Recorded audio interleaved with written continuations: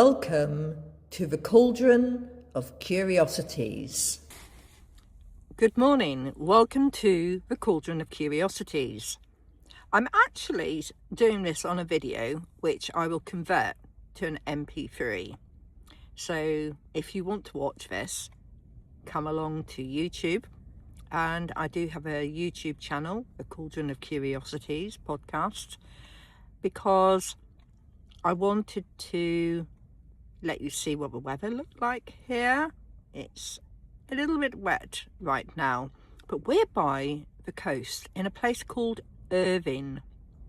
I'm possibly pronouncing it wrong because it's Irvine in Scotland. And the Cauldron of Curiosities is on the road. We are touring Scotland, and if there's anywhere that you think we should visit whilst we're doing our tour of Scotland, please let us know. I'm also interested in learning how to do some basket weaving. And you might wonder, why do you want to do basket weaving? Well, I have this idea of weaving brambles.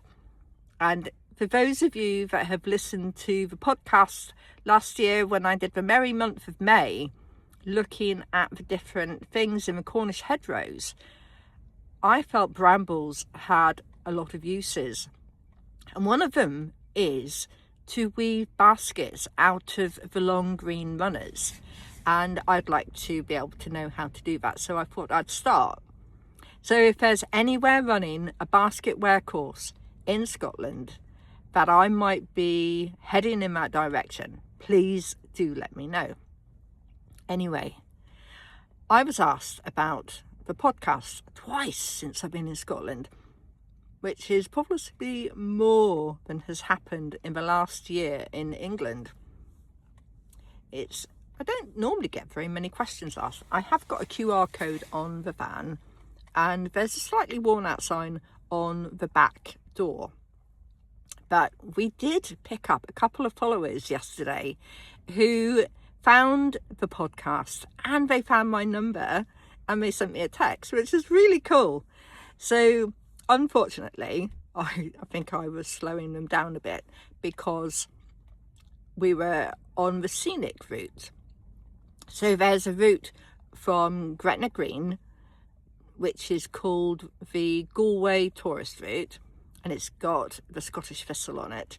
We did get lost a couple of times because some of the signs aren't exactly there. But I suppose if you're logically going forward all the time, unless you see this sign, Galway tourist route, then really you should stay on track. Whereas I was overthinking, as usual, and went off following down some forest road. So we had to turn around. And we were possibly annoying plenty of people on that road as well. But I got asked about what was a cauldron, and as in the Cauldron of Curiosities. And a cauldron, to those of you that are aligned with the Celtic or Celtic way of doing things, relates to our bodies. So we have the cauldron of the pelvis, we have the cauldron of the ribs, the chest cauldron, and then we have the cauldron of the skull, the cauldron of knowledge. They all hold information, different types of information, and they're interconnected. And the Cauldron of Curiosities is a receptacle, a holder of the things that I'm curious about. But I'm willing to look at things that you're curious about too. So, let me know, and I will happily look them up. But I'm going to go down a slight rabbit hole. So yesterday, we went to a place called Birdoswald. Now, initially, I was calling it Birdoswald, which maybe that is the right name. But when I went to Birdoswald or Birdoswald Fort, it said that the person who started the first excavations, Henry Norman, he actually named his son Oswald after the area because he loved it so much. So I thought, maybe it is Birdoswald. I went there partly because I was curious about going to Hadrian's Wall. It popped up and I thought, I'm in the area, I better go. I know that's possibly not the best thing to be doing, just going to places because other people have said you should, but I'm curious about why be interested. And they've got a really good video there that shows you how high the wall was in the past. And this fort was built by the Romans, and the centurions that were there were actually from Romania, and they were called Darians, and even their commander was from Romania. So they brought with them their ways of doing things came from Romania, which might explain, some people say about some of the goddesses, and they found the goddess Fortuna in the bathroom of the commander's house, which I found incredibly interesting, and I went looking to see what there was. And when I first came out of a building in the fort, I heard a bell ring. Just one ring. It was really clear, and it was like it was above my head in the tree.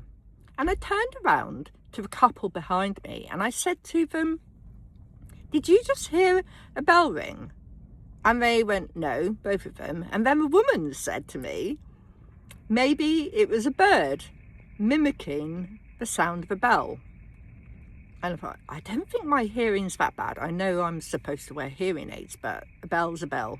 And I've never come across a bird, certainly not an English bird, because we were still in England then, who sounded like a bell.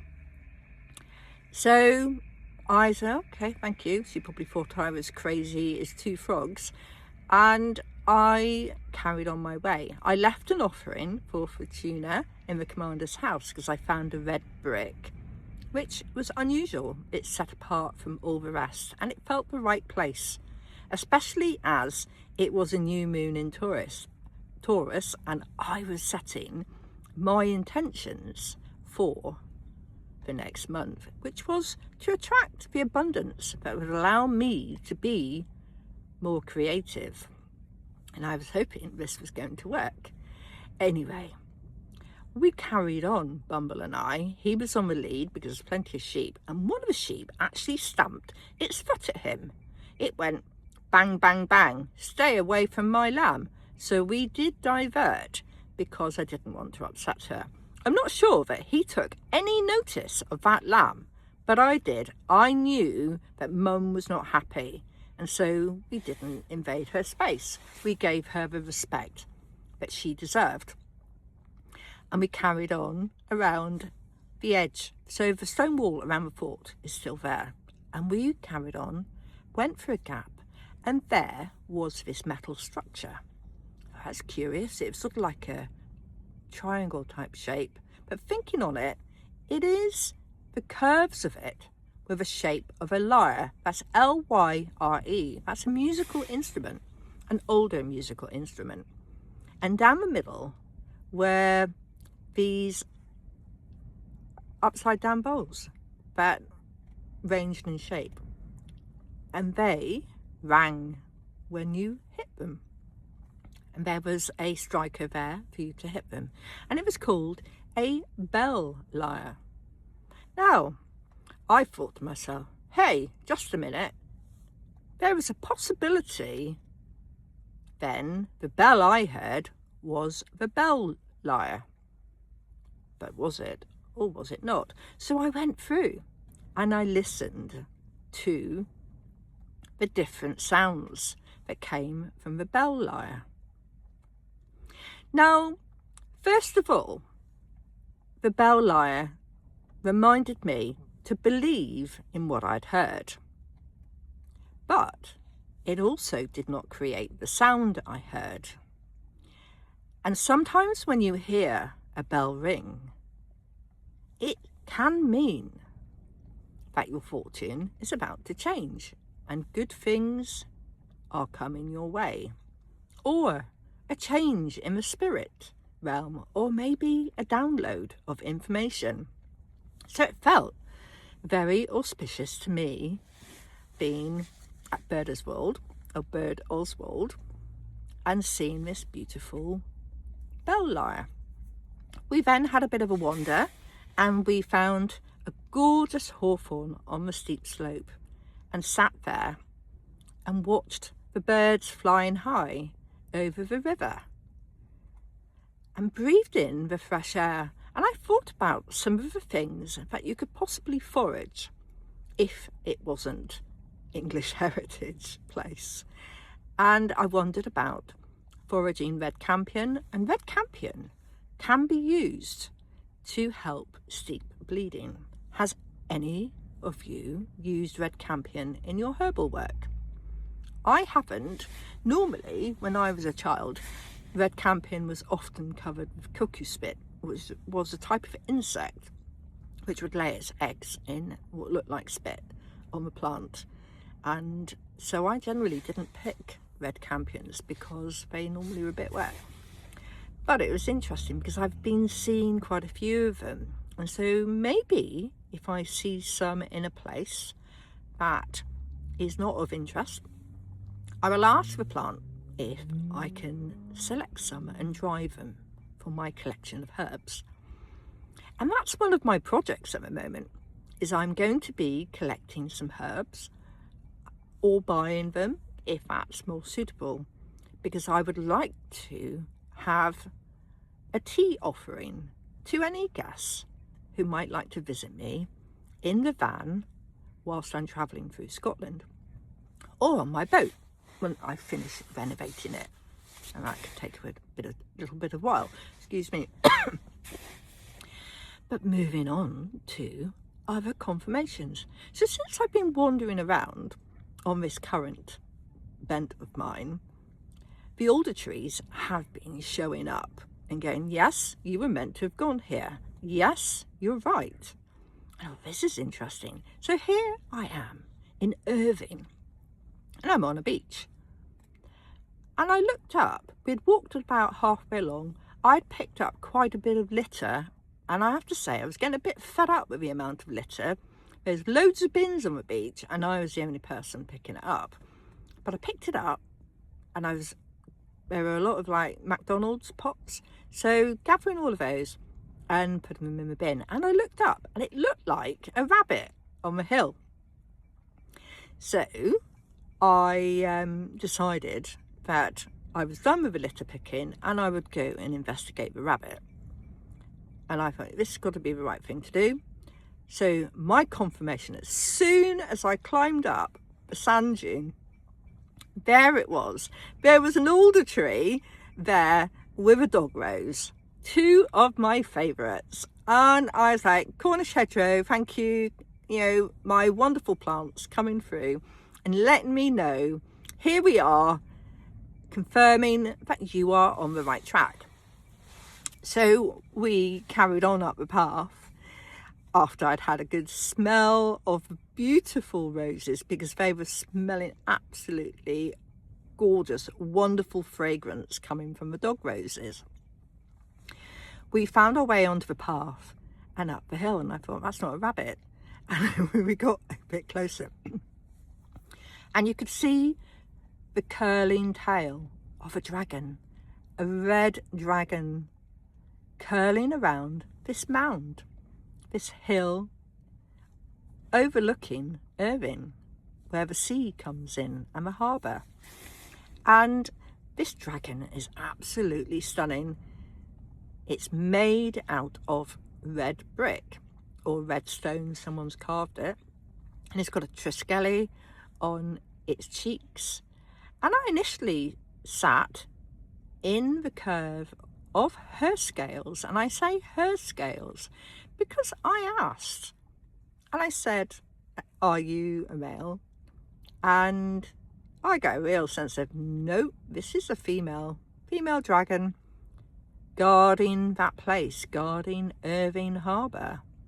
That was what I felt. I haven't looked it up, I haven't done any research. Maybe some of you know who she is and why she was built there, but it was beautiful to find this red dragon, and I wouldn't have known it was there because I've not been looking on Google to see what's in the area. We literally came using searchable sites and parked up last night because we had a bit of a yearning to come by the sea, because it's been a few months since we've been near the sea, and Bumble Bee has missed digging.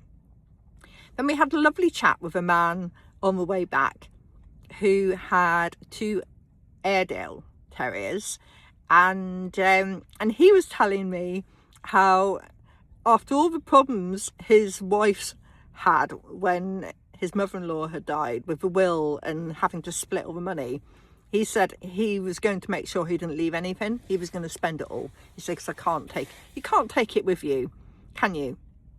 And he's right, you can't. And if you think everyone's going to fight over all that you leave, then spend it now. You know, enjoy yourself. What are you holding on to it for? Which was a good point. But so that was another lovely moment. Now, in between, you may have noticed that I said that we were on the tourist trail from Gretna Green. I did go to Gretna Green, and oh, it was a shock, because it's really commercialised. There's more shop. There's a huge restaurant and cafe there, and it's all surrounding and basically hiding the original blacksmith where the forge was. And it sort of left me with a bit of a sour taste in my mouth, because I thought it wasn't what I expected. And then when you go into the big shop, because I was curious and I do like to shop, and went in, and there was this blackboard sign that said handmade in Scotland. All of these things have been carefully curated. And then the first row of items I come across were linen labelled clearly the same as those made in Italy dresses. So I thought to myself, I'm quite sure those aren't made in Scotland. But you know, there's this rule that as long as the finishing is done in the country, you can say it's made in that country. So they can do the initial construction in Asia, ship it over, and then the label and maybe hemming the seams, you know, where you're finishing off the final bits, or maybe putting a little bit of embroidery on there, whatever those finishing touches are, that allows it to be called made in that country. And there's quite a few companies that are taking advantage of that, which is not a good thing. So I did collate a couple of videos based on my incensed ideas about, especially when I found handmade shortbread with palm oil in. That really sent me off my broomstick somewhat, because how do you hand make with palm oil? But there is a product called Phase. Phase is a margarine that's palm oil. So it's palm oil based vegetable oil that people use in baking. As I say, it makes it nice and crispy. And that would get me down on that other rabbit hole of, if you're a vegan, and vegans say they don't eat dairy because it's cruel. Palm oil is cruel in how it's farmed because of the orangutans and what we're doing with the destruction of the rainforest.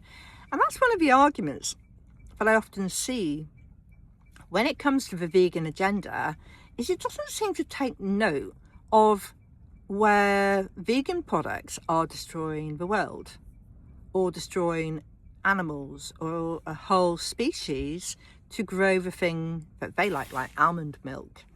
So where the almonds are grown, the impact it has on the environment, the destruction of bees. But they won't eat honey because they say it's cruel towards bees, but to get the almond trees growing, they're shipping bees around and they're dying. So these are sort of things that I do wonder. So if any of you are vegans, what is your perspective on this? Do you use palm oil, or do you use cold pressed oils?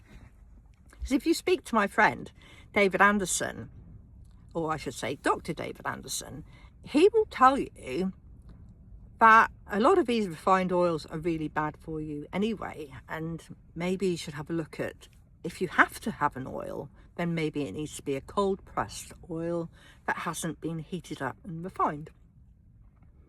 So we've gone a long way, haven't we, from, hey, I'm in Scotland, but I will be looking for any farm shops that have proper homemade produce, healthy stuff, things that haven't been exposed to chemicals would be really good.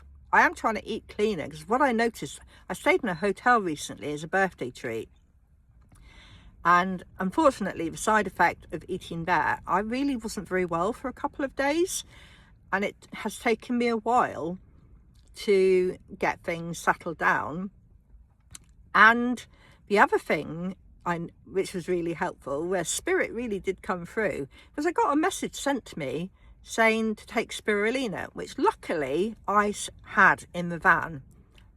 And taking spirulina and chlorella has helped clear some of the toxins that were in my system from staying at the hotel and eating, I don't know where they got their food from, and they were microwaving quite a lot of it, so it was not very nice. And I'm sure some of you love your microwaves, but it doesn't agree with me, so I don't use them. I probably sound really fussy, don't I? But you know, when you know what you like, and I'd rather not eat than eat something that's unpleasant or nasty. I don't know about the rest of you. It doesn't have any impact on my ability to lose weight, though, being fussy with food, as in being fussy about how it's cooked. I'd rather eat it raw than have it cooked in a microwave. Yep. And I'm doing my best to have my food clean. Bumble's just given me a really weird look because he's cleaning himself. He's been on the beach, so he's covered in sand, and he's saying, you're not telling him everything, are you? So yeah, I would eat raw beef if it was clean. Yeah, and I have done that. I remember once when I was a teenager being quite hungry and eating a bit of the steak because we were making pasties at school, and having a little bit of a snack. And I thought, oh, this is quite nice. I can see why people eat it. You know, because we used to say at the time, oh, the French, they eat raw beef. Yeah, it's actually nice if you have it. And sometimes the body needs it. Sometimes the body needs that type of protein because maybe we find it easier to digest and absorb it, rather than some of the weird chemicals that they keep putting in our food. You've probably seen all the streams about folic acid being put in our bread. And I was actually thinking to myself, so they're putting folic acid into our bread or into flour because they want to stop children having neural tube feed issues. So and this will cause some disabilities possibly later, which we don't want children to have. But how many women who are planning on having babies are there as a percentage that we need to have folic acid in the flour? Right, it was neural tubular defects was the word that I was trying to do. Sorry, it just came back in. I was thinking, why did I forget that? What's wrong with my brain? That is another rabbit hole. Rabbit hole 101 possibly is I am doing my best not to be on my phone all the time, although I'm using it now to do this video, because I've realised that using Google, looking things up all the time, actually stops my brain from functioning properly, because I don't actually sit and think. I don't sit and think to myself, what is it? Where was it? What might it be? And it's interesting. If you allow your brain time, it will come up with the information. So Google's not doing us any favours, is it? Although I did Google this morning because I wanted to find out about Loch Ken, and that's Loch, L-O-C-H, Ken, K-E-N, and it's a long stretch of water where they actually have had some high-speed water sports there because apparently it's quite deep. And we stopped off there, and Bumble had a little bit of a toe dip and a drink and said hello to someone fishing before we set off on our way. We stopped there for his tea, and I sort of assumed that we were going to stop fairly soon after that, but it was a good 2 hours. One of the other questions that I've been thinking about is, do I need to have a sign on my van saying, my dog is a dickhead? Please do not stand by my van with your dog because my dog will bark at your dog. Please do not let your dog wee on my tyres because I don't always have something to wash my hands with when I'm checking my tyre pressures. There's an add-on there. You may have noticed we had an interjection by Bumble, noticing said dog getting too close to his home. I suppose that's the difference. Is it me being me in my castle by not wanting people to let their dog pee on my tyres? Or do you think maybe it's just not acceptable anyway? Something to think about, isn't it? Anyway, hit me with your recommendations for visiting Scotland. Remember, basket weaving courses or something that you think you should try this while you're here. I am going to be circulating Scotland until the end of June. I have to be back in Coventry because it's my son and my son-in-law's birthdays. And I think I might be tortured if I don't get back in time. My daughter told me there will be trouble if you're not back in time. So anything happening in that time, we are heading north. As I say, we're in Irving today. We're heading north.